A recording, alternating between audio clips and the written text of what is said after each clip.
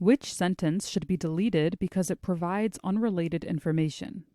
A. Sentence 2, B. Sentence 4, C. Sentence 5, or D. Sentence 7.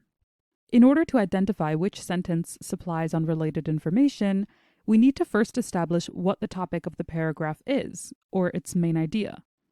As a quick review, the main idea of a passage is the central point that the passage conveys, and one which every sentence either leads up to, mentions, or expounds upon. The sentences of the paragraph may add details about this idea, support it, explain it, etc. Usually, but not always, the main idea can be found in the first sentence, otherwise known as the topic sentence. With this in mind, let's try and identify the main idea of this passage. The opening sentence tells us that countries around the world will celebrate International Women's Day on Sunday, March 8th.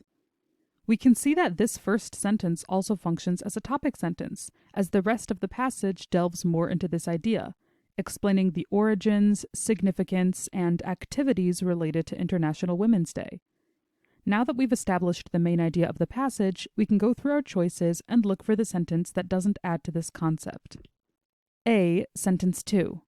The day not only recognizes the achievements made by women, but also brings awareness to the obstacles that still stand in their way. This is related to the topic, as it highlights what exactly International Women's Day celebrates, therefore expanding on our main idea. This can be marked as incorrect. B. Sentence 4. Members of the women's movement in Russia during World War I celebrated the first International Women's Day on March 8, 1913, to peacefully protest the war.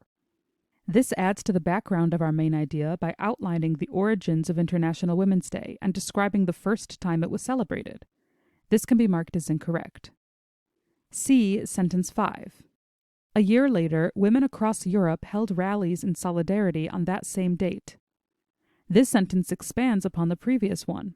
Sentence 4 talked about the first International Women's Day, while this sentence discusses how it became a yearly event instead of a one-time thing.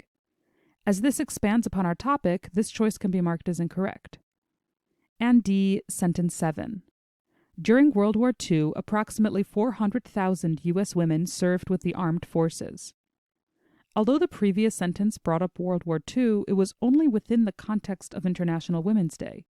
This sentence expounds upon World War II, but doesn't bring in any connection to International Women's Day, even if it does mention how many women served with the armed forces.